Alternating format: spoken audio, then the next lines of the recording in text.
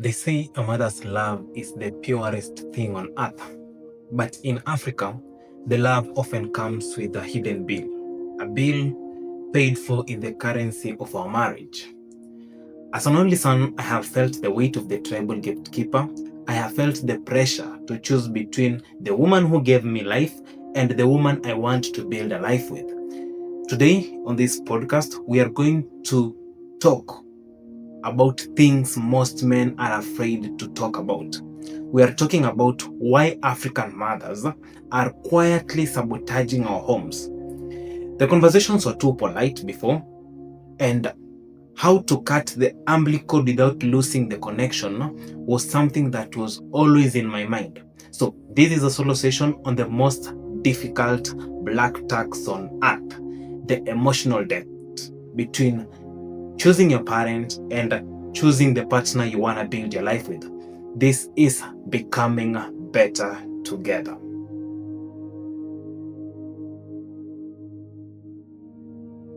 Let me stop here for a minute. We are on the path to building the greatest of all times podcast from Africa. A podcast that helps you reshape how you think about money, self-growth, empowerment. If you believe in what we are doing and want to be part of this journey, take a minute of your time, recheck if you have hit the subscribe button. If you have not yet subscribed, kindly subscribe to this channel. Enjoy the rest of your viewing. You see, in Africa, we don't just marry a person, we marry an entire lineage. But sometimes the architect of that lineage, who happens to be the mother in this scenario, begins to dismantle the very home her own son is trying to build. There's a conversation many men are afraid to have in Africa, not because it's false, but because it's very uncomfortable to even have it. How do you look at your mother in the face, the woman who sacrificed for you, and ask her one of the most painful and yet difficult questions? How do you look at your mother and ask her, Mom, are you part of the reason my relationship is failing? Or, Mom, are you part of the reason my marriage is not working? And in one of my conversations with Marvin Gabriel on Black Tax, he also highlighted of how it can be difficult to face your parent and tell them that we need to do this way. If I decide to deal with my father and my mother, let's say I have properties, I want to have them in their names and all that, is there a way we can draft something called a family investment agreement that sounds like a partnership rather than an interrogation? And basically, how does one get to convince or to tell the parents that this is legally right without making them feel like I don't trust them? Interesting. Yeah, I get the feeling of that question. Yeah. If you tell your dad, by the way, we need to write it down in line, he'd be like, son, you don't trust me. Yeah. Yeah. And he'll be justified to ask that question. I mean, he has raised you. How many years old now? Close to 25. See? And he's been there for you. And you're telling him we have to sign, we have to agree. As an only son, I've heard things like, don't bring a girl from this tribe here. I've heard of things that, like, you see that girl, she's not a wife material.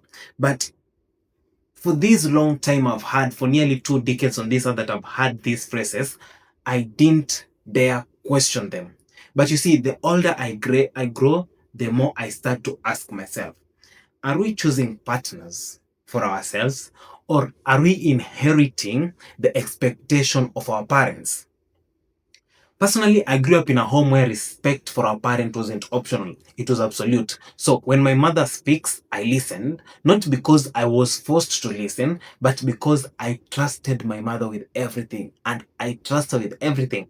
And that is the reality of many of us. Our parents are not just our voices in our lives, they are the authority. So when they say, this one is not right for you, it doesn't feel like an opinion, it feels like the truth. There is an old adage that says, whatever an old man can see while seated under a tree, a young man cannot see while standing on the top of the roof.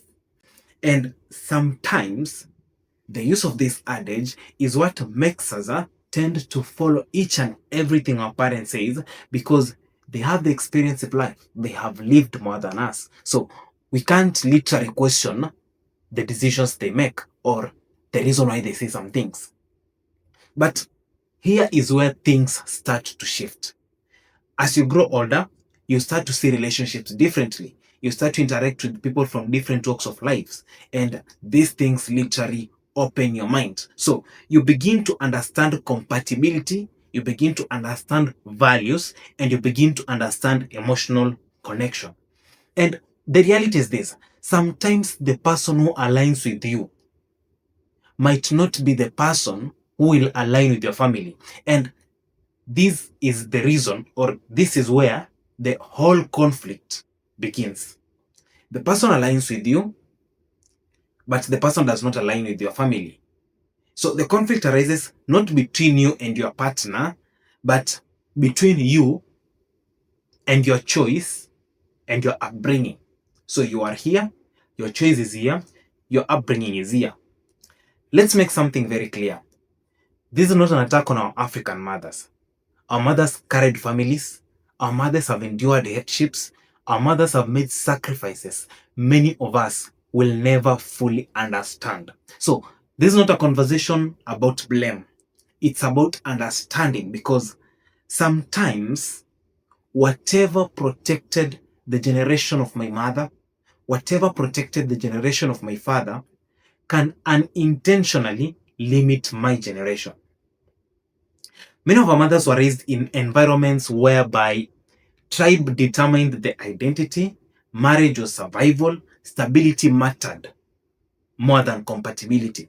So when they advise us today, they are not speaking from my reality. They are speaking from their history. And if you don't recognize that, you will confuse protection for control. Now, here's the thing. My mother happens to be from the Gen X or the millenniums. I am a Gen Z. And you realize the parameters of marriage during that time totally don't align with the parameters of marriage during my time. So the issue is not that our parents have influence, okay? The issue is that we rarely question this influence. Because if we are to understand, the world has evolved, okay? So it's time we and our parents had a talk about how these things look like in real life. And this will make me give you my first point. Number one, tribal and cultural biasness. You meet someone, this person aligns with your values, but the first question from your family is not whether she is kind, is not whether she is supportive, is not whether she is disciplined. The first question is, where does she come from? And now, suddenly, your relationship is filtered through stereotypes. And the dangerous part is you start to adopt beliefs that were never yours, okay? You meet a girl today. The girl is very supportive. The girl is loving. She's caring. You meet a man. He's loving, he's caring, he's supportive, he's disciplined, he's well-groomed. But the moment you take this man or this woman to your mother or to your family, the first question is never whether she's good. The first question is always, where is she from? Where is his father from? Where is the mother from? And this brings me to the second point, where it's fear-based advice. You see, many of us were raised on warnings. Personally, I was raised on this warning that women from a certain tribe will disrespect you. Women from a certain tribe will go with your child. Women from a certain tribe are witches. And you find also girls are raised with the same advice that, or warnings that, you see, men from this tribe behave this way. And over time, fear becomes the foundation of the decisions that we make. We don't choose based on the alignment. You might meet someone, you align with them very well, everything is a 10 over 10. But the moment you come to know where they come from, the fear creeps in. So you will not make a decision based on the alignment. You'll make a decision based on avoidance simply because your parents warned you about this person. And literally, this is control disguised as care, because whatever sometimes sounds like love, where our parents tell us, I just want what's best for you, underneath is a desire to maintain familiarity, because your moment or your choice represents change. And honestly speaking, change is very uncomfortable. I was having a conversation with a friend of mine, and she told me the mother told her not to marry a man who is not from her tribe. But after a while, after our conversations, she tells me, Derek, we are the people who are supposed to change how our parents think and view life. And after this conversation, I realized there are conversations that we as people, or we as young people, avoid. And the moment you avoid these conversations, this is where the relationship fails. The relationship does not fail at the end. The relationship fails at the beginning because we don't talk about the things that actually matter. We just go on dates. And a friend of mine told me you need to have something called an audit date. And on this audit date, these are some of the things you need to talk about. The first thing is family boundaries. How involved is my family in this relationship? How involved is your family in this relationship? Because if this is not defined clearly, your relationship becomes a community project. You've watched movies or you've interacted with people whom their mothers tend to control their relationship or their marriage. But you ask yourself, is that right? And you realize there is a conversation that these people skipped at the beginning of where does the involvement of our families end in this marriage. So you find someone has a very small issue in a relationship, instead of conversing it with the partner, you quickly rush to your mother. And that makes me question the point of loyalty and priority. When conflict happens in this marriage or in this relationship, who comes first? Is it your partner or is it your family? And you realize if this is also unclear, resentment is guaranteed. There is a small issue in the family, your wife has not cooked for you today, you rush to your mother. There is a small argument you had yesterday, instead of calling each other down, or even writing it, hey, by the way, you did this, I didn't like it. When you're okay, let's talk about it. You rush to your family. And the moment your family becomes the judge of your relationship, I fear to say, but that's the beginning of its proper downfall. And as we get to understand the involvement of our family and getting to understand the point of loyalty and priority, something also crops up: financial expectations. Let's be honest here. Many African households operate on what we call shared responsibility. But when you enter a relationship and this is not discussed, your partner may feel like they are building a future while also carrying a system that they didn't sign up for. So I had a conversation with a friend of mine, and this girl tells me, Derek, in my marriage, if my husband is to send my parents money, he has to tell me first. Because I know my parents. He doesn't know them. I've stayed with them for long. You know your parents. I don't know. So if it comes to helping our families, to what extent are we helping? Will I be called for the shopping? Will I be called for school fees for your siblings? Will I be called for food and all this? So you realize that this is also a conversation you need to have of, let's say, every month. I also saw a conversation somewhere where a girl was complaining that the boy is sending the mother money, but he's not sending her mother money. And you see, sometimes it's good to sit down as a couple and decide, okay, we are making this amount of money. Every month, you will be sending your parents this, I'll be sending my parents this. Do you agree? Yes. And clearly tell your parents, by the way, this is the much you can give every month for now. Let me stop here for a minute. We are on the path to building the greatest of all times podcast from Africa. A podcast that helps you reshape how you think about money, self-growth, empowerment. If you believe in what we are doing and want to be part of this journey, take a minute of your time, recheck if you have hit the subscribe button. If you have not yet subscribed, kindly subscribe to this channel. Enjoy the rest of your viewing.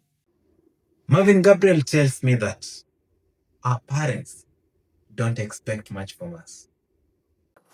But in my experience, now this would be a bit personal. Yeah. I've realized that our parents are not looking for us to do so much for them. If you earn 10,000, of course it's not enough.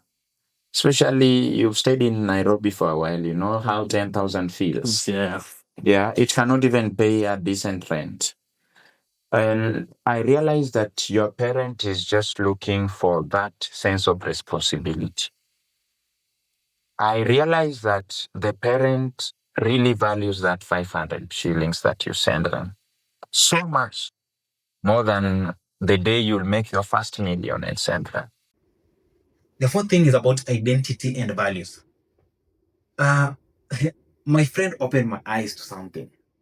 You see, the moment you meet a lady and a lady meets a man, and you people decide to do this thing forever, before you sign it on that marriage certificate, you need to have a conversation around identity and values. Do you believe the same things about gender roles, culture, independence? Because you see, love without alignment is just delayed conflict. Let's say I'm marrying you, I'm marrying a lady, and we don't have a conversation of what do you do? And this lady, maybe she doesn't like ironing clothes or she doesn't like cooking. Am I willing to stay with her for eternity? And let's say me as a man, I don't like making the bed or I don't like cooking. How are we going to complement each other before thinking of bringing in a third party in the name of a maid to help us? Now, men, we must learn to take responsibility, because it's easy to blame parents, but the truth is many men avoid difficult conversation. We choose peace over truth. We delay setting boundaries because we don't want conflict. And in doing so, we create bigger problems later. You see, sometimes the issue is not your mother. It's your inability to say, this is my life, this is my choice, and I will take responsibility for it. We sometimes fear sitting down with the girlfriends, with our wives to be, and having the conversations of, if me and you are going to stay together, how are we going to run this life? So you get into a marriage, you realize your wife doesn't love to cook. You go tell your mother. But you realize if at the beginning of that relationship, you people would have had that difficult conversation of, do you do this and do you not do this? And how are we going to solve this? Because we cannot get married based on physical appearance, based on beauty. We have to get married based on care, responsibility, and love. If we want better relationships, we need to have awareness. We need to understand where our beliefs come from. We need to have conversations early, conversations about family, conversations about expectations, conversations about commitment. We need to set boundaries, not disrespectful boundaries, but clear boundaries. Whereby you tell your parents, you know what, mom and dad, from here, kindly leave us to sort our things. Same with your spouse. Set a boundary with her that when it comes to this is my personal space. If I want you to be part of it, I'll involve you. We need to have emotional maturity, the ability to hold tension without running away.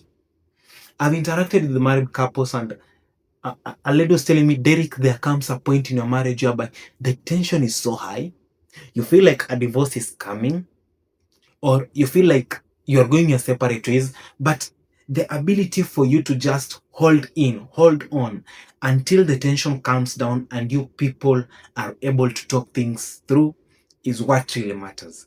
So, are African mothers ruining marriages? I'd say not exactly, but an example influence is because where you don't define your values, you inherit someone else's values. And when that happens, the relationship is no longer yours. The relationship is now built based on these beliefs. And maybe the real question we should be asking ourselves is, are we entering relationships with clarity? Because it is not just about us, it is me and you, and some people join to us. Or are we just carrying forward expectations from our family? And until we start having these conversations early, we will keep building relationships that collapse under expectations we never agreed to. In one of my conversations, my pastor tells me this, and let that be an eye-opening to the conversations you should be having with your spouse. It is the month of May. It is the month when we celebrate our mothers. So happy Mother's Day in advance. And it was just a solo episode to try build up for this episode that is coming up. Are African mothers destroying marriages? Or are we just entering relationships without having the conversations that really matter?